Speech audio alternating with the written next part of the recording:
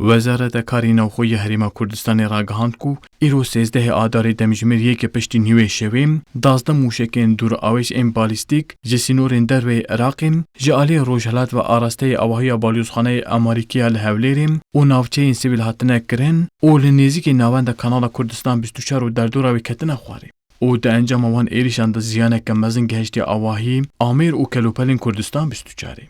پشتی او ایریشین به موشکی دا مدزگهن روزنامه‌وانیین لترکیه جیم برتکین خونیشان ایریش سر کردستان 24 دن. کماله روزنامه‌وانی نوجان چه گدیم لسر مالپره خویا فرمی به کردی و ترکی ایریش موشکی شرمزار کرد. او ریوبرین کماله جدان زانین کو به وی ایریشی هات خواستن کو دنگ راستیان بیقوت کرن.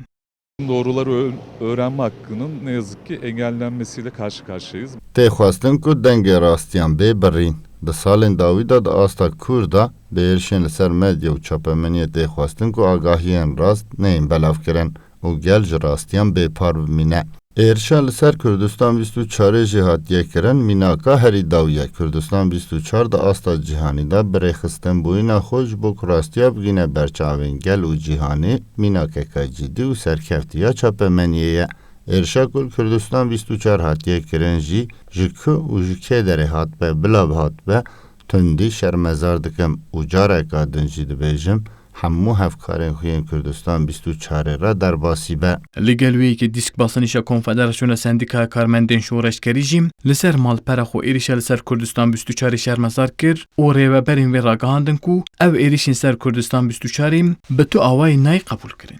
Kürdistan'daki bu Kürdistan 24 televizyona yapılan bu saldırı tabii kabul edilebilir bir şey değil.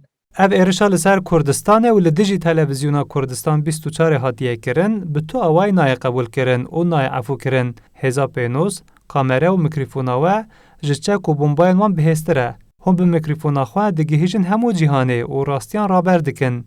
Lê yên ku naxwazin ev rastî bên bihîstin, êriş dikin. Em rojnamevan dengê aşitî û rastiyê ne. Kurdistan 24 jî vê yekê dike.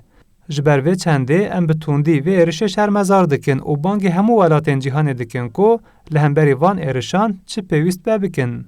Herwiha Wezareta Karên Derweya Tirkiyê û berdevkê Partiya Desthilatdar AK Partiya Ömer Çelik jî bi daxuyaniyekê nivîskî êrişa li ser Herêma Kurdistanê bi tundî şermezar kirin û dan zanîn ku bi her awayê ew ê li gel hevkarên xwe li dijî terorê tê bikoşin.